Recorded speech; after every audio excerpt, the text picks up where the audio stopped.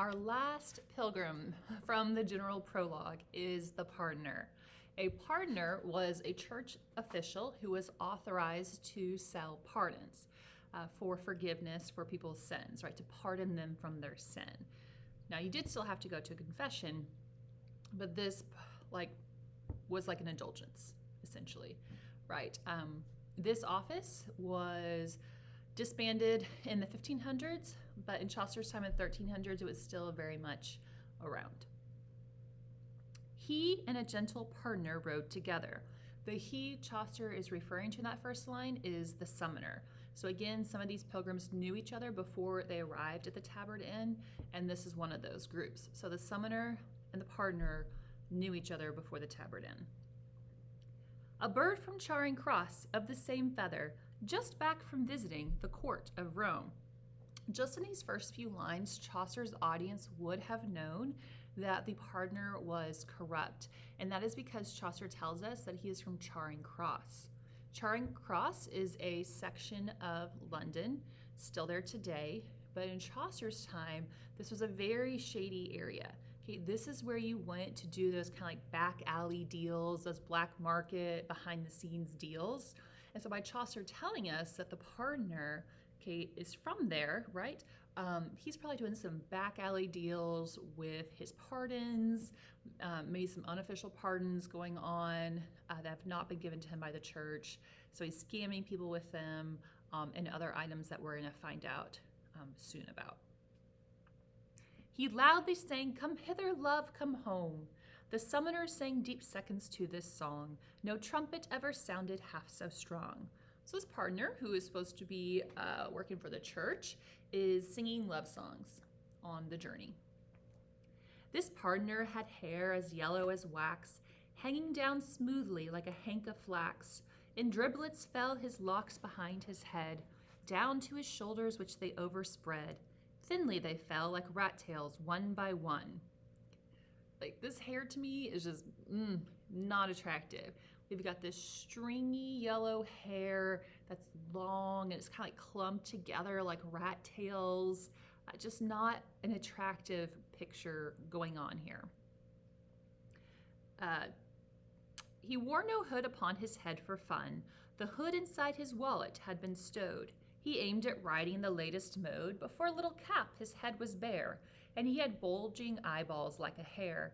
He'd sewed a holy relic on his cap. His wallet lay before him on his lap, brimful of pardons come from Rome, all hot. So this guy has his pardons out there for all to see, so I think he's more on this pilgrimage to make money. If one of the other pilgrims is like, oh yeah, okay, I need to buy a pardon. Yeah, okay, that needs to happen. Oh wait, here's a pardoner. I can just buy it from him because I see he has some with him. This is very much like a transactional business trip for the pardoner. He had the same small voice a goat had got. His chin no beard had harbored, nor would harbor. Smoother than ever chin was left by barber. I judge he was a gelding or a mare. This pardoner has a smaller voice, right? No facial hair, so perhaps he's younger. And it tells us, I judge he was a gelding or a mare. Okay, a gelding is a castrated horse. And so if we equivocate that to a human, Chaucer might be implying here that perhaps the pardoner is a eunuch. And you can go look up what a eunuch is if you want to, but they were men that didn't have all their functioning parts because a lot of times they'd purposely been made that way so they could work, for example, be a servant in like a woman's chambers, and the women never had to worry about anything happening to them. And there's other cultural reasons why eunuchs have existed throughout time. We're not going to get into them here in this video. So Chaucer implies that he could be like a eunuch or a mare, and a mare was a female horse. So Chaucer might be implying here that this pardoner is special friends, perhaps with the summoner, right? They were singing love songs together. As to his trade from Berwick down to Ware, there was no pardoner of equal grace, for in his trunk he had a pillowcase, which he asserted was Our Lady's veil. We know he's doing some shady stuff in Charing Cross, probably with some pardons that aren't really pardons that he's selling to people. And here we also find out that he is corrupt because he is selling holy relics. And these are not real religious relics because Chaucer tells us in those 2 lines that we just read. For in his trunk he had a pillowcase, which he asserted was Our Lady's veil. So he is trying to pass off a pillowcase as the Virgin Mary's veil to people, probably saying, okay, this is the veil of the Virgin Mary. It is said to perform miracles. So for $5 or whatever, you can touch this veil. Crook, very corrupt. He said he had a gobbet, a piece of the sail St. Peter had the time when he made bold to walk the waves till Jesus took hold. So we're referencing here Matthew, where Jesus is walking on water, and Peter was there as well. And so this partner is claiming that he has a piece of the sail from the boat that they were on with him.